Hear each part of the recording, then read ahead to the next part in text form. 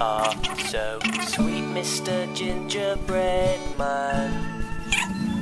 I'd like to eat your head, and then if I can, I'll snap off your arm and leave you with one. But you won't be needing that one for long. I love the smell of you. I'm sorry I have to say goodbye to you.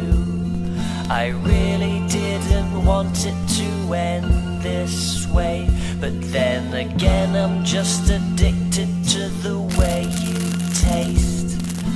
You've been so good to me ever since the day you came into my life.